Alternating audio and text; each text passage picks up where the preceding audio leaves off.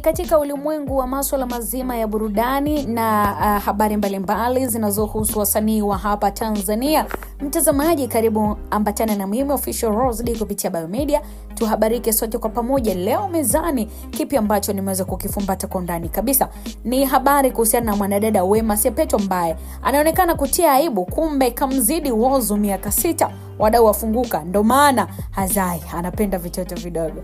Mambo mekaaje kwa mwigizaji maarufu wa filamu za Bongo Wema Sepetu? Basi tunaangazia hili kwa undani kabisa. Mwanadada huyu anazungumza kwa uwazi kabisa tofauti ya umri wa kwake na mpenzi wake ambaye ni mwanamuziki Whozu, akisisitiza kuwa pengo la miaka 6 halina athari yoyote katika uhusiano wao wa kimapenzi. Bana, mwigizaji mkongwe wa filamu za Bongo Wema Sepetu ameweza kufafanua kuwa tofauti ya umri kati yake na mpenzi wake si jambo la kutia wasiwasi wala tatizo katika uhusiano wao. Na amezungumza na waandishi wa habari za burudani wakati wa sherehe ya siku ya kuzaliwa ya Whozu. Bana, Wema aliweza kukanusha taarifa ambazo zinasambaa kuwa anamzidi mpenzi wake kwa miaka 15.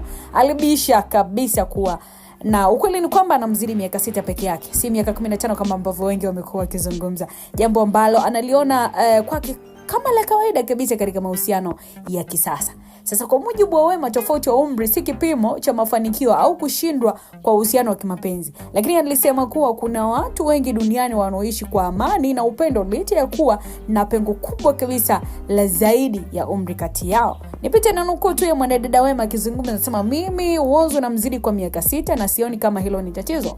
Hata kama ingekuwa miaka 10 bado nisingeona shida. Kuna watu wengine wamezidiana kwa miaka 20 au 25 na wanaishi vizuri kabisa. Aliweza kunukuliwa mwanadada Wema akileka hilo sawa kati ya umri wake na wa mpenzi wake Whozu. Mwigizaji huyo pia aliweza kufichua pia kuwa yeye na Whozu wamekuwa kwenye uhusiano wa kimapenzi kwa takriban miaka 4 sasa, akiongeza kuwa mashabiki wao wanapaswa kuwa na uvumilivu kuhusu swala la ndoa. Lakini pia Wema alieleza kuwa kwa sasa hana shinikizo wala hamu kubwa ya kuingia kwenye ndoa, akisema uzoefu alionao kutoka kwa watu wa karibu naye walimfanya kuwa na tahadhari zaidi kuhusu taasisi hiyo nyeti kweli ya ndoa. Wema anasema ndoa si jambo ambalo naliota sana. Nimeona ndugu na marafiki zangu wakiumizwa kisaikolojia na ndoa.